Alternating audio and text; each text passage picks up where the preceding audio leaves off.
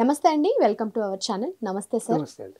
Mega ఫ్యామిలీని కించపరిచేలా dialogues ఉన్నాయని చెప్పేసి మెగా ఫ్యాన్స్ అందరూ కూడా అల్లు అర్జున్ పై ఫైర్ అవుతున్నారు కదా. అసలు ఆ డైలాగ్స్ ఏంటి, ఎలా ఉన్నాయి? గత కొన్ని నెలల నుంచో లేకపోతే కొన్ని రోజుల నుంచి అనుకోవచ్చు, ట్విట్టర్లో జరుగుతున్న ఈ కోల్డ్ వార్ ఏదైతే ఉందో అది నిజానికి వాస్తవమా లేదా అనేది మనకు తెలియదు. కానీ ఎలక్షన్స్ ముందు అల్లు అర్జున్ గారు అక్కడికి వెళ్ళి ఎవరినో కలిశారు, దానివల్ల మనోడు కాదు పగోడు అని చెప్పి ట్వీట్ చేయడము, మళ్ళీ దాన్ని డిలీట్ చేయడము, దానికి తగ్గట్టుగా నిన్న వెళ్ళి మళ్ళీ నాగబాబు గారు ఏదో పెట్టడం. దీస్ ఆల్ థింగ్స్ ఏంటంటే మెగా ఫ్యామిలీ అభిమానులు అంటే చిరంజీవి గారు, పవన్ కళ్యాణ్ గారు, రామ్ చరణ్ గారు, ఈ అభిమానులకి ఏంటంటే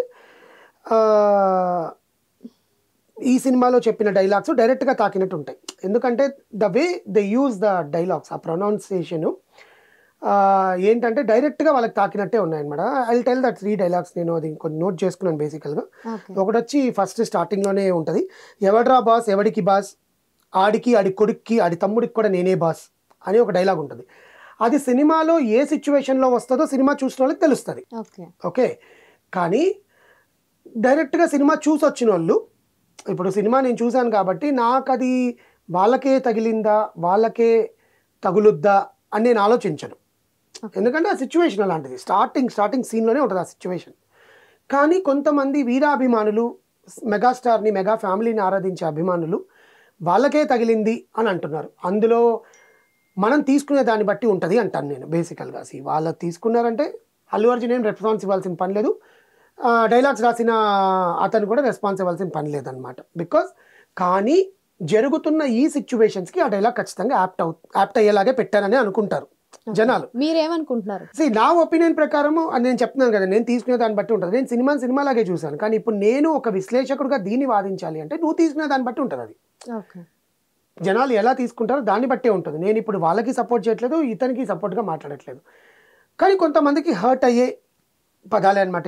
ఎందుకంటే బాస్ అనే అంటాం, ఆ బాస్ అనే పదము అవతల పక్క మనిషి యూజ్ చేస్తాడు. ఆ సీన్ నేను చెప్పేస్తే మీకు ఆ డైలాగ్ ఎక్కడ యూజ్ అవుద్దో మీకు తెలియదు కాబట్టి, కొంతమంది చూడాలి, సినిమా చూస్తారు కాబట్టి, అవతల పక్క మనిషి వాడిన దానికి వీడు రిప్లై ఇస్తాడు, ఎవడికి రా బాస్, నేనే రా బాస్, నువ్వు తలకిందులుగా చూస్తే తెలియదు డైలాగ్ ఉంటుంది అనమాట.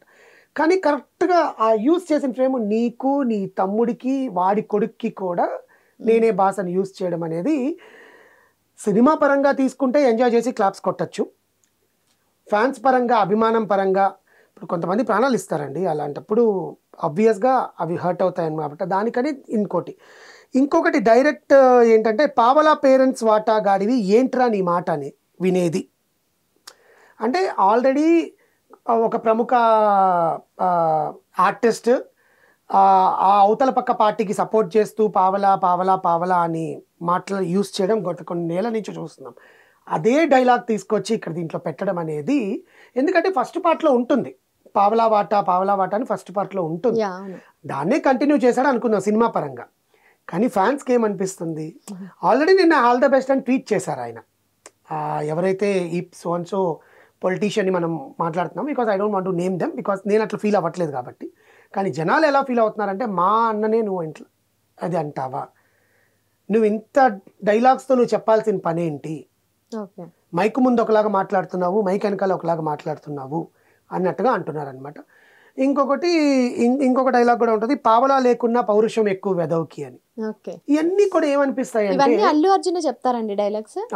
అల్లు అర్జున్తో ఫస్ట్ డైలాగ్ అల్లు అర్జున్ చెప్తాడు, నేనే బాస్ అది ఇది అని చెప్పి. మిగతా 2 డైలాగ్స్ ఫోన్లో అల్లు అర్జున్తో కాన్వర్సేషన్ ఒకటి ఉంటుంది, అవతల పక్కన వాడు చెప్తాడనమాట. ఇవన్నీ అదే చెప్తున్నాను కదా, సినిమాని మన సినిమాలాగా చూస్తే ఈ డైలాగ్స్ అక్కడితో మర్చిపోయి వచ్చేస్తాం. కానీ సినిమాని ఆ పర్టికులర్ వ్యక్తిని ఆరాధించే వాళ్ళు, అభిమానించే వాళ్ళకి ఇవి గుండెలకు తాకుతాయి అన్నమాట. ఇప్పుడు ఏమనిపిస్తుందంటే, నీకు అంత వాల్యూ ఇచ్చి నిన్ను పైకి తీసుకొచ్చిన వాళ్ళని నువ్వు నీ సినిమాలో తిట్టే రేంజ్కి ఎదిగిపోయావా అని ఒక వార్తలు వినిపిస్తున్నాయి. కానీ వాళ్ళ మనసులో నిజంగా అలా ఉండదు. ఎందుకంటే ఎవరి పనులు వాళ్ళవండి. ఇప్పుడు ఆయన సినిమా ఆయన తీసుకున్నాడు, ఆయనకి 100 కోట్లు వస్తాయి, 200 కోట్లు వస్తాయి, ఆయనకి పిల్లలు ఉన్నారు, ఆయన ఫ్యామిలీ ఉంది, ఆయన బతుకుతాడు. వీళ్ళకి 1000 కోట్లు ఉంటాయి, ఈయనకి సినిమా రిలీజ్ అవుతుంది రేపు జనవరి 10వ తారీఖు గేమ్ చేంజర్, ఆయనకి ఆస్తులు ఉన్నాయి, ఆయనకి కూతురు పుట్టింది, ఆయనకి ఆయన ఫ్యామిలీ ఉంది. మధ్యలో ఈ పరస్పర భేదాల వల్ల ఏమైపోతుందంటే సినిమా అనేది చచ్చిపోతుంది. అది ఇంపార్టెంట్ కదా. డైలాగ్స్ తీసుకొని ఎంజాయ్ చేయి. ఇప్పుడు అట్లా అనుకుంటే బాలకృష్ణ గారి సినిమాలో చాలా నీ ఇంటికి వస్తా, నీ నట్టింటికి వస్తా, నీ ఇంటి ముందుకు వస్తా అంటే అప్పుడు ఈ విభేదాలు లేవు కాబట్టి ఆ డైలాగులన్నీ జనాలు ఇప్పటికీ వాడతారు. ఓకే. మరి ఇప్పుడు ఇదే డైలాగులు నువ్వు సినిమా పరంగా ఇన్స్పిరేషన్గా తీసుకొని మాట్లాడితే ఇంకా రకం. అదే మెగా ఫ్యాన్స్ లేకపోతే అల్లు అర్జున్ ఫ్యాన్స్ అని మాట నేను విశ్లేషకులుగానే చెప్తున్నానండి. Personally I to have certain artist, నాకు కూడా ఇన్స్పిరేషన్, నాకు కూడా ఇంట్రెస్ట్ ఉంటుంది. కానీ ఈ డైలాగులాగా తీసుకోండి. కానీ హర్ట్ అయ్యే విధానంలో జనాలు హర్ట్ అవుతారని తెలిసి కూడా నువ్వు ఎడిటింగ్ చేయలేనందుకు ఆ డైరెక్టర్కి మాత్రం కొంచెం ఎక్కువ సమాధానం చెప్పుకునే ఉంటుంది. ఎందుకంటే ఆ డైరెక్టరు ఈ హీరోతో సినిమా చేయాలి, ఈ హీరోతో సినిమా చేయాలి.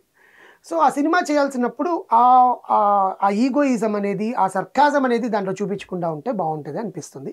బట్ నేను అందరి ఫ్యాన్స్కి చెప్పేది ఏంటంటే సినిమాలాగా చూస్తే సినిమా వాళ్ళు మనకు మంచి సినిమాలు తీస్తారు, మనం కూడా ఎక్కువ రోజులు సినిమా చూడొచ్చు. మళ్ళీ 50 రోజులు ఆడాలి, మళ్ళీ 100 రోజులు ఆడాలి అనే సినిమాలు మనం చూడొచ్చు అని మాత్రమే చెప్తున్నాను. కానీ ఇందులో ఎవరి ఫ్యాన్స్ని హర్ట్ చేయాల్సిన పని లేదు. వాళ్ళు కూడా అలాగే తీస్తారా లేదా అనేది వాళ్ళకే వదిలేదు. ఒకవేళ మెగా ఫ్యాన్స్కి డైలాగ్స్ కొట్టినట్లు అందరూ అనుకుంటే వాళ్ళు డైరెక్ట్గా ప్రోమోలోనో ఈ టీజర్లోనో ఈ డైలాగ్ ఒక్కటన్నా పెట్టి ఉండొచ్చు.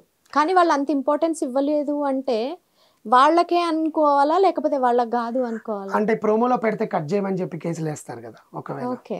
మమ్మల్ని అన్నారు అని చెప్పి ఆంధ్రాలో సినిమా రిలీజ్ చేయనివ్వరు కదా. ఓకే. ఆబ్వియస్గా ఇప్పుడు ఆంధ్రాలో సినిమా బతకాలి అని చెప్పి ట్వీట్ పెట్టి ఏ సినిమా అయినా 24 క్రాఫ్ట్స్లో పనిచేసిన వాళ్ళంతా బతకాలి, సినిమాలాగా చూడాలి, సినిమాని ప్రేమిద్దామనే ట్వీట్స్ పెట్టిన వాళ్ళు ఇప్పుడు అదే ప్రోమోలో ఆ డైలాగులు ఉంటే వేరేలాగా ఉండేది, అసలు సినిమా రిలీజ్ వచ్చేది కాదు అని ఆలోచించి ఉండొచ్చు. అందుకని పెట్టలేదు.